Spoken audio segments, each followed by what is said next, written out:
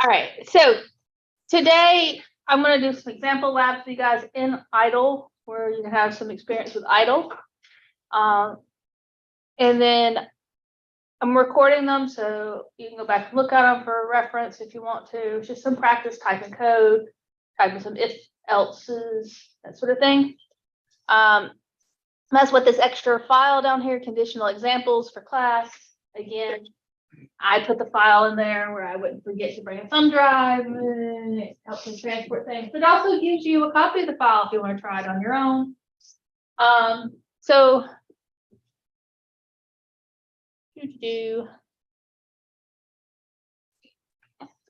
I'm going to download it because it's just easier than using the course den window.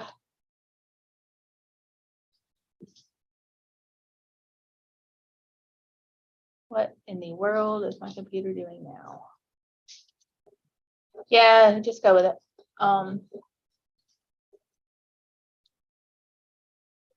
So I got my directions in the Word document. I already went ahead and got idle pulled up and started. That's Zoom. Idle. So let's walk through some actual typing some code examples. You may have any questions from Tuesday about our design book or anything before we start doing some examples, or you want to do some examples and then ask me questions? From Tuesday. Or either way. We're still in this one chapter 5. Yeah, I haven't changed chapters. This is just me doing some of the stuff that we talked about in the slides in idle. But if you have some pressing, I'm gonna kill Zybook, need to know right now questions, we'll do them first. Or if you want to do code and see if that answers your questions. Let's try that. Okay, so we're gonna do the code and then we'll see if it answers the questions you guys have in Zybooks. The reason I wanted to do this is because I've been going through some of the labs in Zybooks and it's really good about having you write a line or two of code, but I don't feel like you're really doing the whole thing. It's very isolated code you're writing. So I wanted to do this to see if we pull some pieces together. Moving forward, I may swap back to doing some of my labs instead of the Zybook labs. I don't know. I'm still debating that one because that brings up a grading issue. So anyway, so to get us started, we are going to, if you open idle, again, it always starts right now, especially in the computer lab, with the default in the shell window. So we need to open a new file.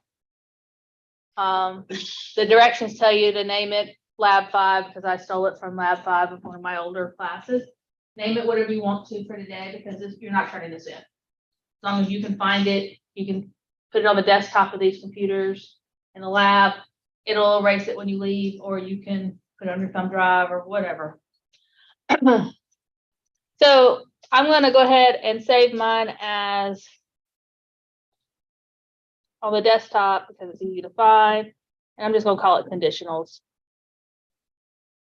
You can call it branching because that's what Zybook calls it.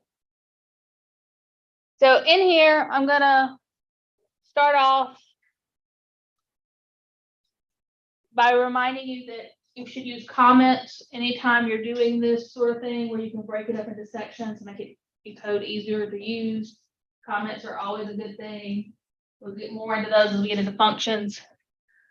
But so first thing I'm gonna do is copy and paste some code.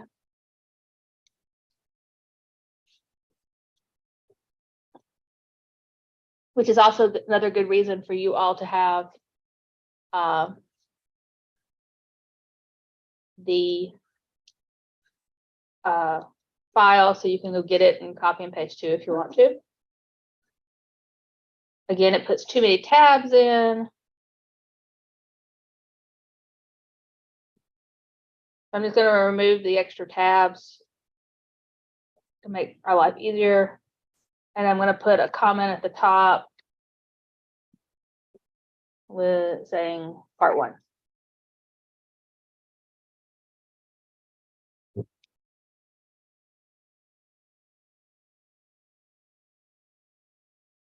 if you want to start getting in the habit of putting your, name in here, you can. Because in the future, that's one of the things that we're going to ask you to do in all your code is make sure that you give yourself credit for writing it. Where did you put the conditionals? There is. I just got it there on the desktop. The file, Yeah. it's should be under the content for this week all the way at the bottom. Did not show it for you? Yes, sir. Oh, yes, absolutely. Thank you for reminding me that I have to make these bigger for you guys. Is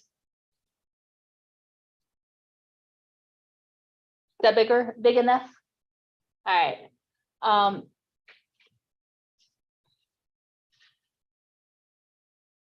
If the lines run off the screen, we'll try to move them around where you can screen. So what I'm trying to do is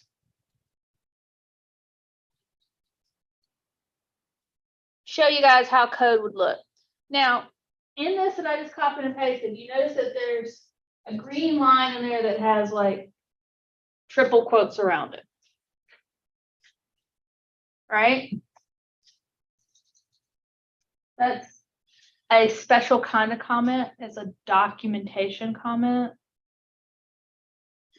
Yeah, the Python's going to ignore it too because it's a comment for you, but as a doc comment, it will let you in the future, if you're really writing code, you can write comments this way and it will gather them up into a file at the end of your program, and it helps you start building those documentation files so you're not having to go back and write them from scratch later on.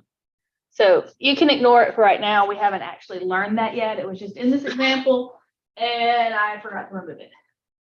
There it is. Anyway, so this code that I just had you copy and paste is going to ask for two pieces of information. You need two names. Your name and my name is fine based on the variables we're doing. You can use any two names you want to, I don't care. But the variables for them are going to be you and me. Or we could change them to name 1 and name 2. But again, I borrowed this code from somebody else, so I didn't come up with the variable names. Remember, strings have a function that tells them how long they are. So once we get those two names, we're going to find out the length of them and save those into variables also. Then we're going to get a total length by adding the length of you and the length of me together, right? And then we're going to print out to make sure that we have all the things that we expected. So if you get this, I'm going to give everybody a few minutes or a couple minutes to finish writing this if they didn't copy and paste it. But when we run it, if I didn't type it wrong, forgot about those quotation marks, copy and pasting again.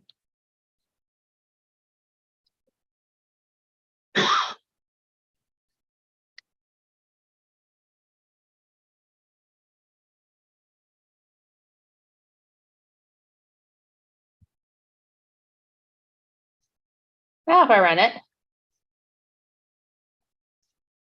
I'm going to enter my name. I'm going to enter somebody else's name because it was short and easy.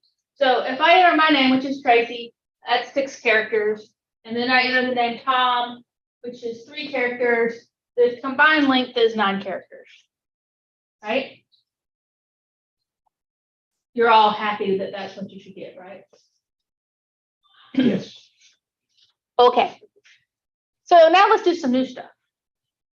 What if I want to know which one's longer? What if I want the computer to tell me which one is longer?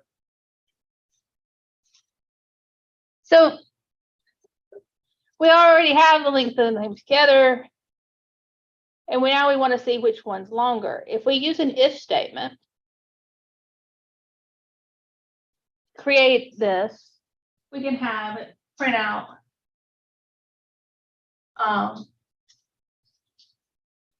the correct one, right? So we want it to print the name that is the shortest and how many characters it's shorter than the other one by.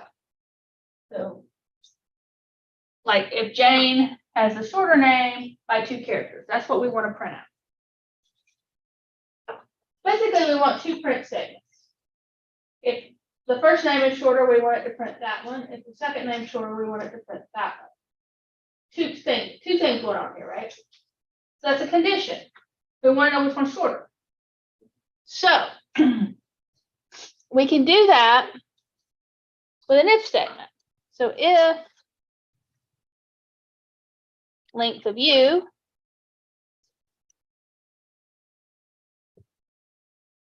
is less than the length of me, if I can learn to type, I want to do something, right? I want to print something. So in this case, I want to print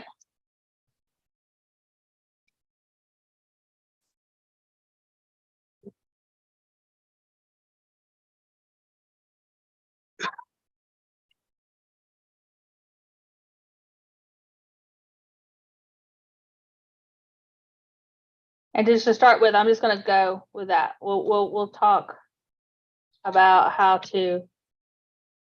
I'm doing this in incremental steps. So first thing I'm doing is I'm just going to print out which one's shorter. Then I'll worry about how much the shorter by. Does that make sense? Yes, no, maybe. Talk to me. So you. So on my file, it wants me to tell it which one's shorter and by how many characters. I'm just going to get it to tell me which one's shorter first. Right. Then I'll worry about the other part of it. Because that's what we call incremental programming. We want to do it in small pieces. Get one piece working, then you add to it. Right? So it's really easy to tell which one's shorter because we can use a less than, greater than, right? Right? So if u is shorter, I can then just set up a print statement that uses u as the variable, right? Right. Correct? I use one of those formatted print strings. Don't have to. Yeah. Huh? You could just put the variable name and stuff in there. So that might be easier. Let's do that. So I could just go u and then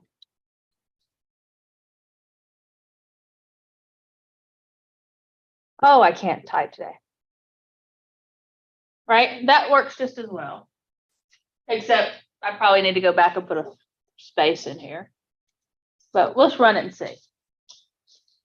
So I'm going to run and see if this much of it works before I do anything else. So saving.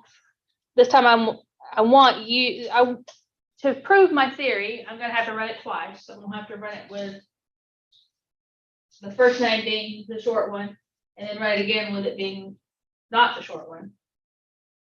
So let's start off with Tom, and we'll use Jerry because I'm in a Tom and Jerry kind of mood. So Tom is shorter than Jerry, right? I'm showing my age. I'm pulling up the Tom and Jerry cartoons. Yeah, they had to clean them up a little bit. They're a little more politically correct now than they used to be. Not much, but a little bit. So that works. If I ran it again, and I put Jerry in first, and then Tom, it doesn't print that last line because Jerry's not shorter than Tom. So the condition wasn't met. Does that make sense? So what if I want it to work for both conditions? I can do an else if.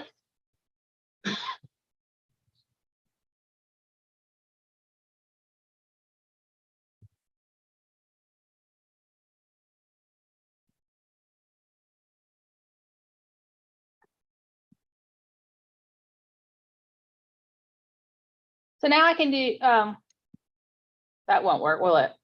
I can do it this way, where else if me is shorter than you, I print out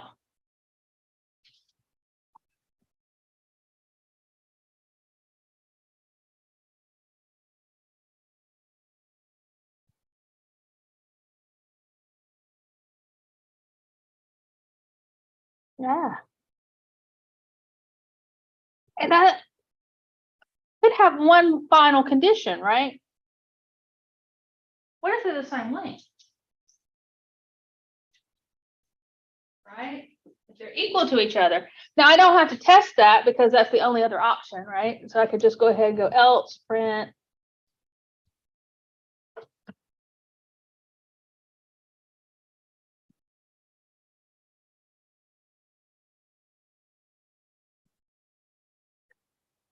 Does that make sense? Yes? No? Right. Still typing? If not this, if not that, Then that, then yeah. the last thing is they're the same, If not shorter, if not taller. if one, else if two, all other cases go in the third choice or the third option. So if I run it now,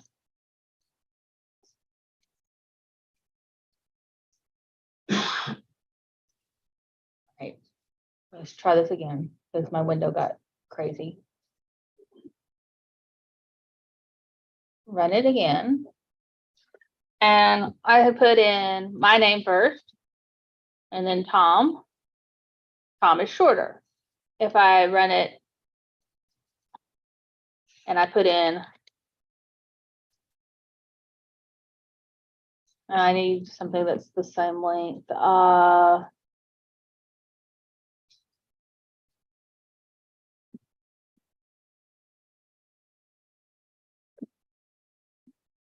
use two names that are the same length, right?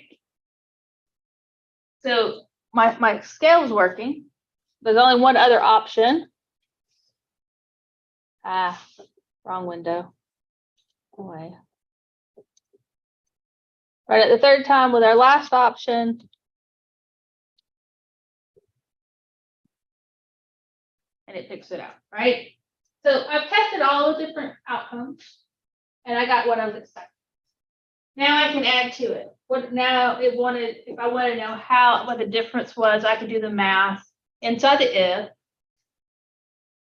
to subtract, right? The length of the longer one minus the length of the shorter one. Put that into a variable and print. So sounds really easy when I'm saying it out loud.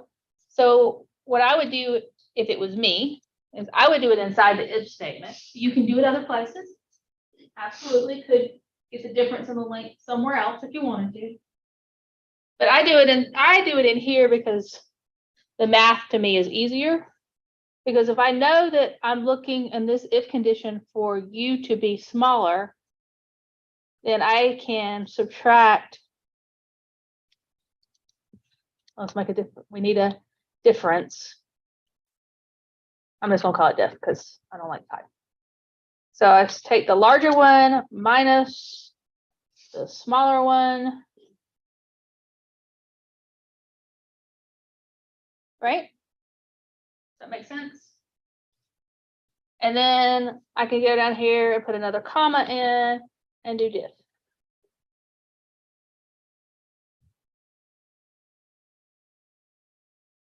I guess it wants so this shorter by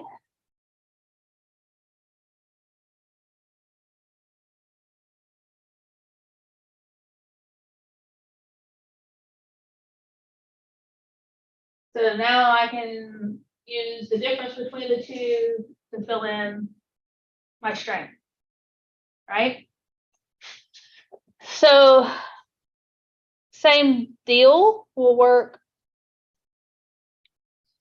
in this one by just swapping you and me again, right? Because in this one, you're expecting U to be the longer one. If you get inside that if, U has been, right? And then the print statement pretty much will look the same.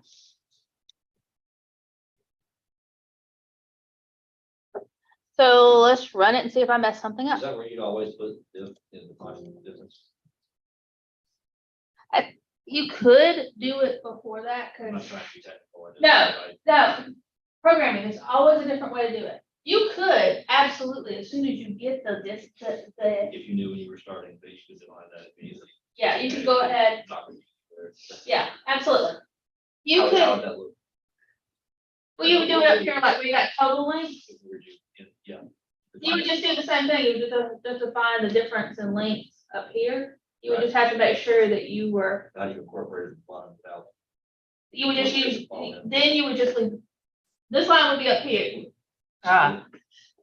You could do this up here. Right. Somewhere, Right. but you'd have to get the absolute value of it in case it was negative. And then you would just use the variable name still. Because the variable would still carry on. Gotcha. The reason I didn't do it up here Okay, so it's, is because I didn't want to have to worry about getting the absolute value of it. that's fine. Yes, you could have done it up there. In a situation where absolute values are a thing, or necessary. Well, but you just have to import the math class and use the absolute value function. Mind that. But in this simple example, there's no point in doing that. This just shows that your brain works in a different pattern than mine does, and that's perfectly okay. Actually, I thought about it. When I first wrote this, I wrote it the other way, but that's because I knew that absolute value stuff existed in. So trying to simple it down as much as possible. So if we do all this now and run it, unless I've really mixed something up, which is always possible. It is always possible while I'm sitting up here typing on demand that I messed something up. So do not be afraid to call me out if you think I've messed something up, because it happens to the best of us, especially when we're in front of a crowd performing on command. Like my typing is atrocious whenever I'm typing on video or in front of a class. I type really fast otherwise, but if y'all are watching me, it's horrible. So we do Tom and Jerry again. So Tom is shorter by 2 characters. Is that correct? Yes, because Jerry's got 5 characters, Tom's got 3. Can we do this with a bunch of different random characters? Yeah.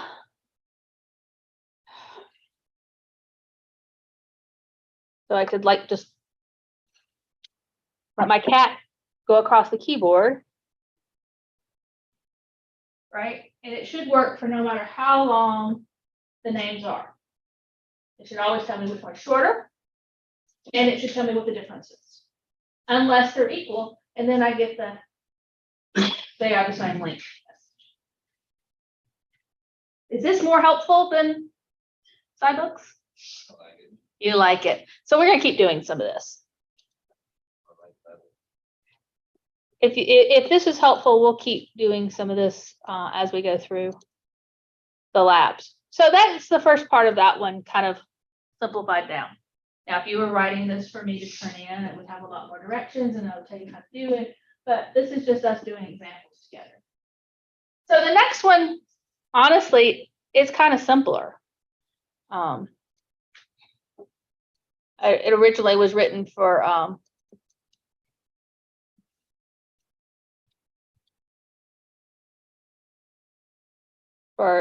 writing functions, and we haven't learned that yet.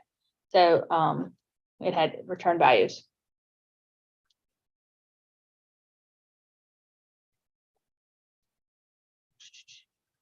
I'm going to hit some blank lines down here just to make this scroll up the screen.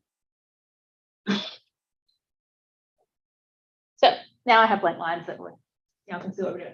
So part 2 of this little experiment wants us to ask the user how many hours they slept last night. And obviously I can't type because I got variables spelled there. Okay.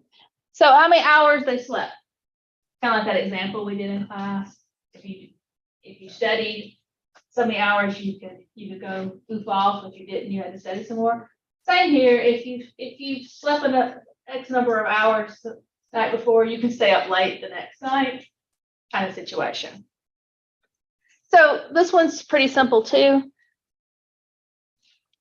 Based on what we've done so far, we're going to use an input statement to keep up with hours slept.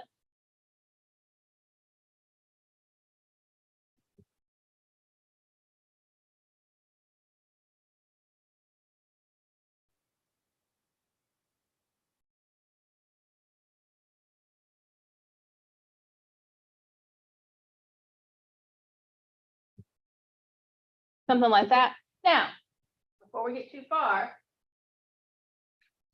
if we're taking in numbers, what do we need to do? Since input, how does input read? It's all strings, so we know we're working with numbers. So we either on that line or the next line have to convert it to the type of number we want. So in this case, our example has 0.5 in it. That means that it's going to potentially take a float. So we'll go ahead and convert everything to floats to begin with. I like doing it on the same line because that way it means I didn't forget to do it. But you can also do it. I'll show you another way to do it if you want to, if it's easier for you that way. So I'm going to do it up here like this. However, you could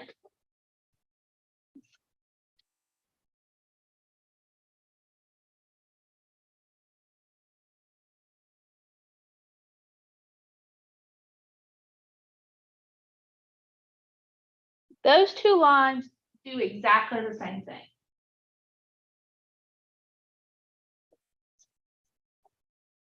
If I leave this part off and just have it input, I can then go down to the next line and just take the variable name and put it inside of a float conversion, and it will convert it on that line. Either way works. Either way is perfectly acceptable. Whatever makes the most sense to you. I like doing it on one line, but when I first started programming, I did it on 2 lines because I had a pattern in my head and I went, this is step 1, this is step 2. And that's how it helped me learn to code. So whatever works best for you guys. I'm gonna leave it this way because I don't want to retype again, but you get what I'm saying. Books, the examples, I'll do it on the same line, right? Put the int or the float up there with the input. So I've got input, I've checked. I need an if statement to see if you've slept long enough. What is it? We want to check to see if you have, if the hours you've slept is less than or equal to 5.5. If so, we are going to print out a statement telling you to go to bed early. Otherwise, we're going to let you go to bed whenever you want to. Not like you're going to actually listen to me. And instead of returns, because these are not functions, they should be prints.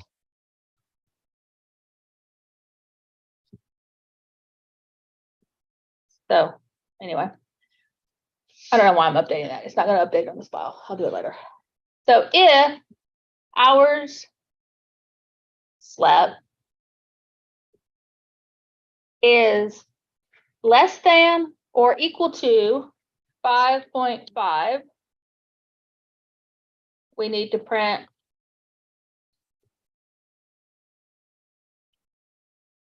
I told you I can't type when y'all are watching me.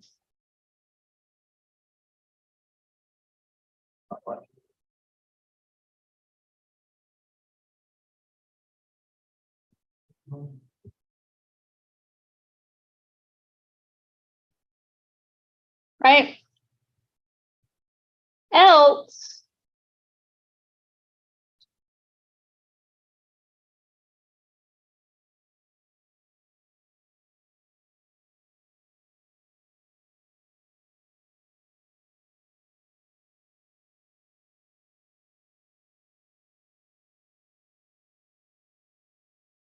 But that's your only two choices there, right?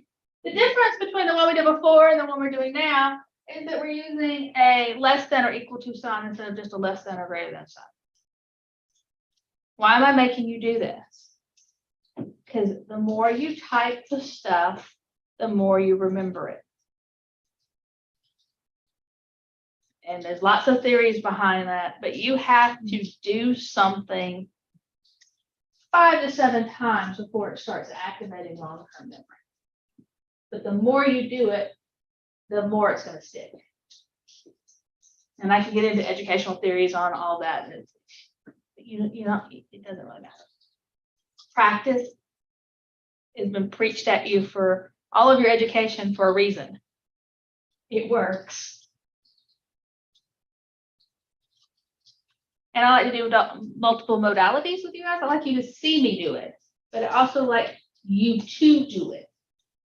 Because some people learn better by seeing, some people learn better by hearing, and some people learn better by doing or combining those functionalities.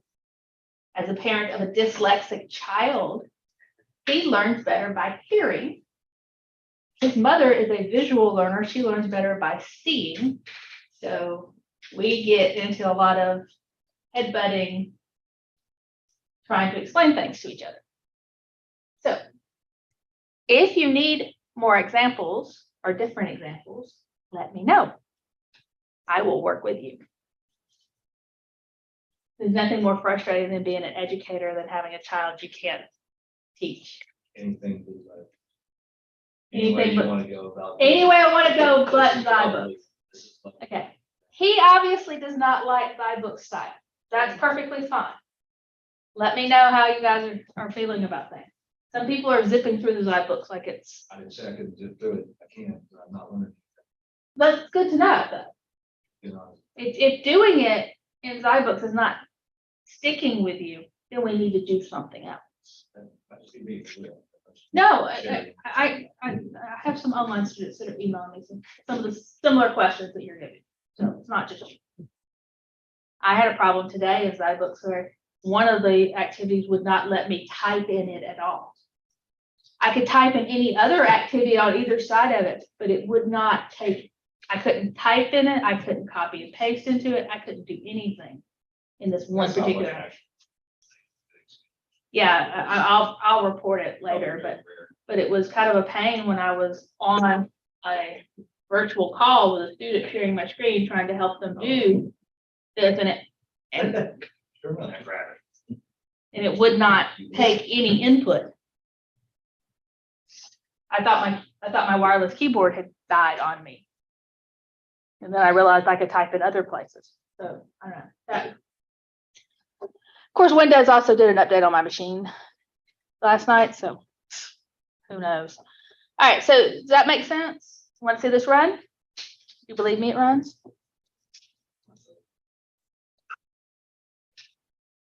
So it's going to do part 1 first.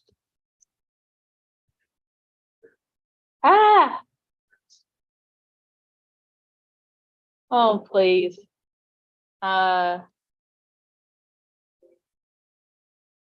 You have to actually turn your numlock on so I can step past midnight. I have never slept 8 hours at a night in my adult life. So, everybody good? Part 3, multi-branching. And there's not a lot of explanation here because it was the example I did in class on the PowerPoint slides.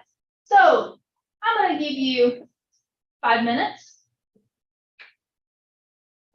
Probably too long. I'm going to give you time, no more than 5 minutes. If you all finish before then, we'll move on. But I want you to try to type that example in yourself.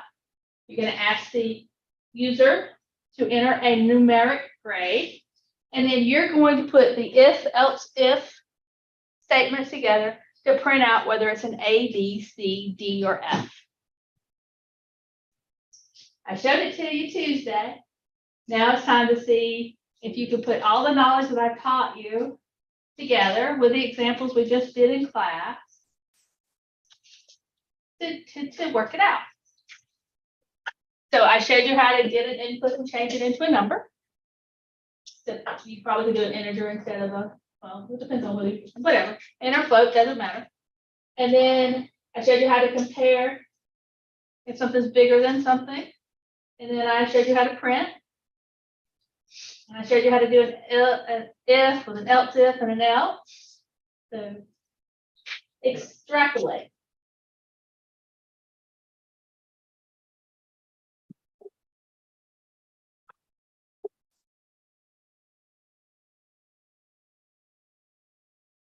I think part one is actually more helpful to you. So I'm going to put that up there where you can look at how the if else if goes. And you can have more than one else if. So if you need one, just put it before, as long as you don't put it after the else. Else has to be last. It happens. I get code sent to me when I don't understand why this doesn't work, and it's because they added another condition, but they put it at the end instead of where it needed to be in the stack.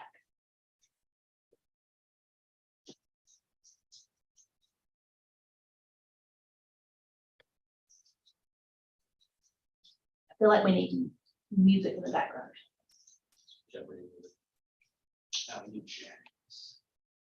No. Fun. No jazz.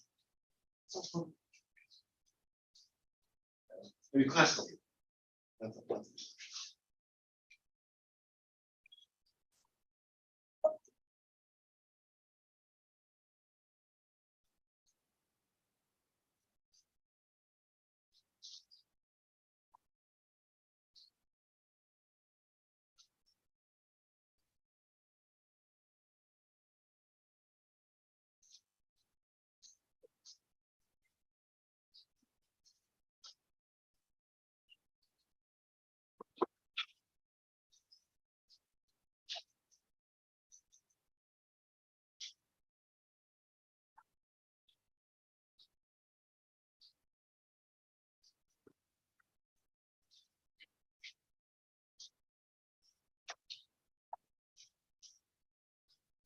Just FYI, the confusion of how to actually start typing and everything, say something like write a program.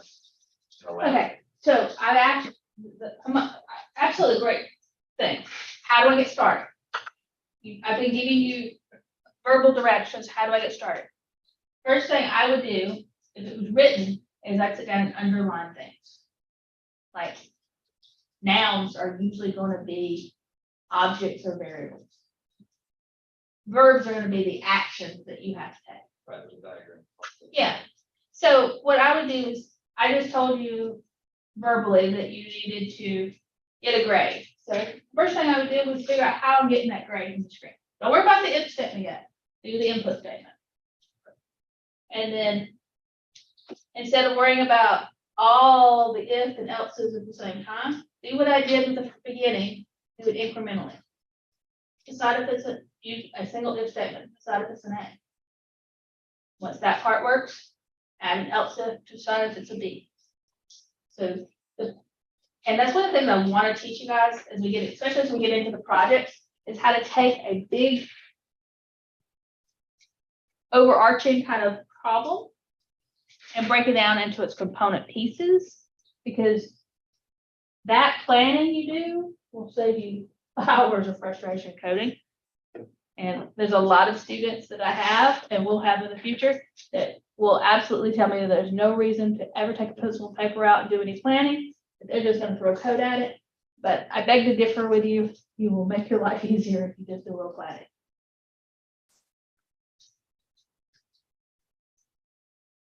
I was just trying to say that the confusion of just now, my Mhm. confusion of the first 45 seconds, on how do I start, is because Because you I'm not got, spending enough time quite in, I'm picturing Xylobs. yeah, don't look, no, I don't.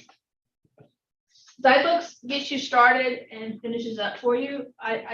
We're gonna try to break away from you doing that completely. That's kind of where I'm at with the Zybooks when I've been helping people virtually, is typing one or two lines after they've already set you up isn't quite making the concept stick.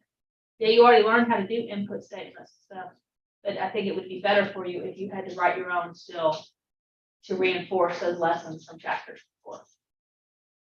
All right, so it's been roughly 4 minutes or so. How are we doing? A couple of you are finished, I can tell. Some people are still crunching. So I'm gonna start typing while y'all are finishing.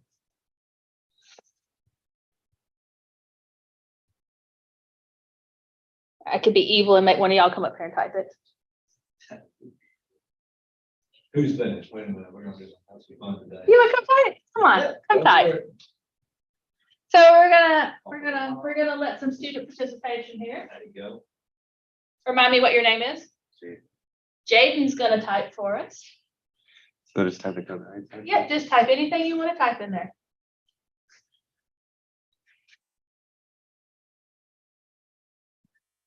He's gonna find out what it's like to have all eyes on him while he's typing.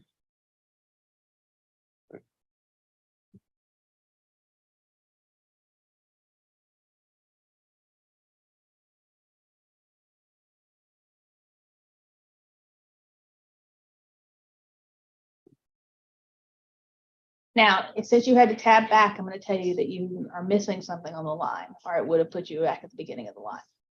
So go back up to your first line. What are you missing? Right, so you needed an extra, you needed to close that last parenthesis out. See, the great thing about idle is if you type a line wrong, it'll screw up your indentations on the next line sometimes, and then you know you need to go back and fix something.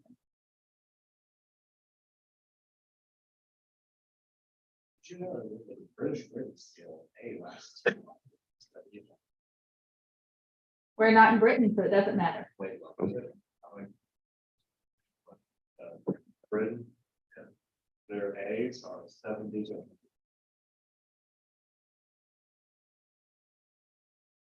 I'm wrong. No, it's good excuses. British, I want to crash. Let's shut them down that. Do you know that you go to college in Britain at 16? And What's that 16 and 17, you do 2 years in college. And 18, you apply to go to university. Because colleges and universities are different things in England. I have a friend who lived there. And her child and my youngest are the same age. What's the legal age, legal adult age so anything, or is it just? I have no idea. That's a question I meant to ask. I forgot. You know, European countries drinking age. If they have one at all, yes. My husband's from Germany. They don't have a drinking age. Yeah. France either, when I visited France. And I was about 15 when I visited France. Some of the other kids on the tour group snuck out and bought alcohol and got hurt. Luckily, one of the parents was a doctor. Very roughly. At the same time.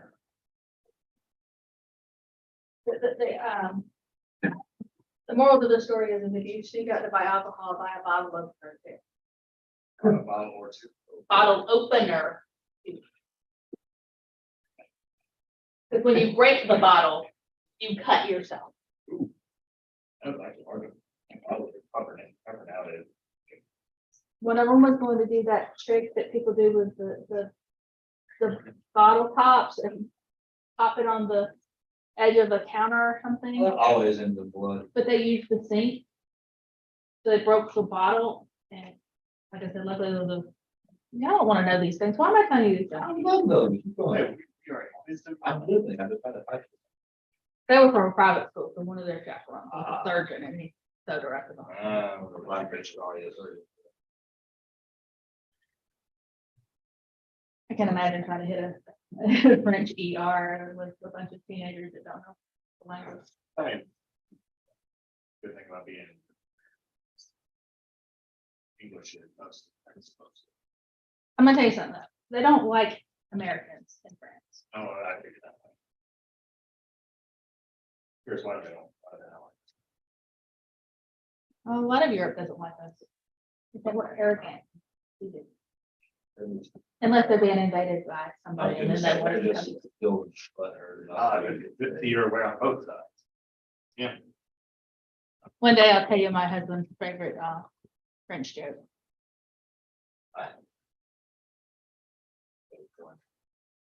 What is the fact that they can't win anymore? And one line will be the rendering. All right, so he's typed all this in and he's absolutely looks good. Let's test it though, because that's one thing he didn't do. Let's run it and we'll go with Tom and Jerry again. Let's be realistic. I usually sleep about 4 hours. Give me a grade, somebody. 99. Okay. 99, your grade's an A. I was gonna check the boundaries. 99 works. 7, Now, hold on. All right, let's run it again.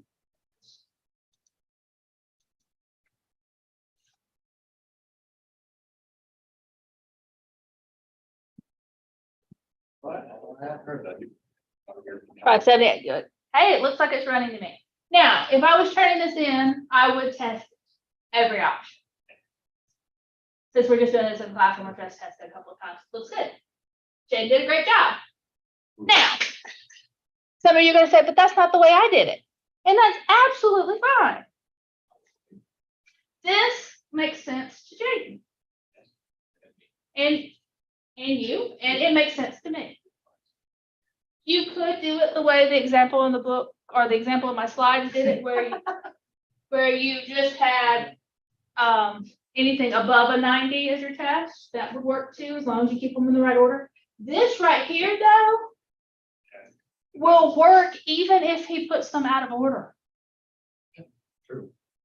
So, if he typed his test, he did C before he did B, it still would give you an accurate answer because he did put the boundaries in. The parentheses are unnecessary, but make it clearer to read. Well, I mean, we go to job. When you go to Java, you need those parentheses, so good to learn them now. This to me is clean code. This is easily read. The logic's clean.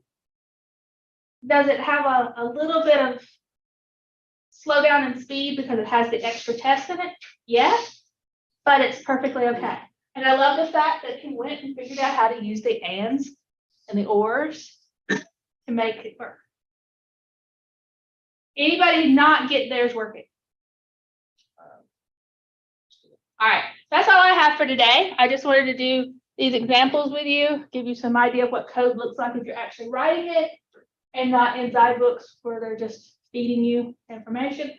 Does anybody have any questions that I haven't covered? Or do you have any questions on the challenge activities in zyBooks or the labs and stuff? I have, if you want to go over, or I'll stay later and ask you later. That's up to you, either way. Anybody else who wants to drag it out.